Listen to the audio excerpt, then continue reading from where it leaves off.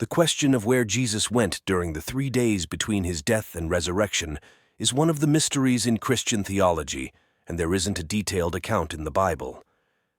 The concept of Jesus' descent into the realm of the dead, often referred to as the harrowing of hell or the descent into hell, has been a topic of theological reflection and interpretation throughout Christian history. Here's a broader overview of the perspectives and theological implications associated with this period. 1. Biblical foundations. The primary biblical references used to support the idea of the harrowing of hell are found in the New Testament. As mentioned earlier, 1 Peter 3:18-20 and Ephesians 4:8-10 are the key passages. These verses are somewhat cryptic, and interpretations have varied over time. 2. Early Christian tradition. The belief in Jesus' descent to the dead is found in some early Christian writings outside the canonical scriptures, such as the Apostles' Creed and certain apocryphal texts.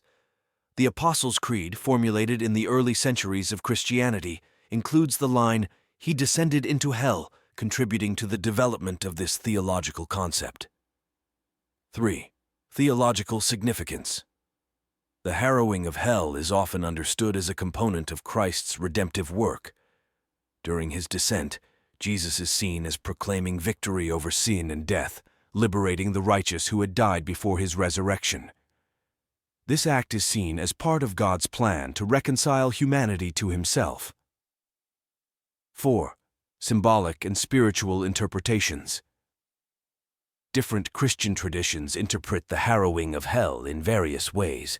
Some emphasize the symbolic or spiritual significance of Jesus' victory over death, viewing the descent as a proclamation of triumph rather than a literal journey to a specific location. 5. Liturgical expression. The concept of the descent into hell is expressed in the liturgical practices of some Christian denominations, particularly in the Easter Vigil service. Liturgical hymns and prayers may reflect the idea of Christ's victorious descent and the breaking of the chains of death. 6. Denominational differences. Not all Christian denominations hold the harrowing of hell as a central doctrine, and interpretations may differ.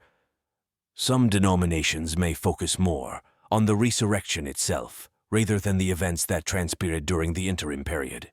In summary, the question of where Jesus went during the 3 days remains a theological mystery, and interpretations of the harrowing of hell vary.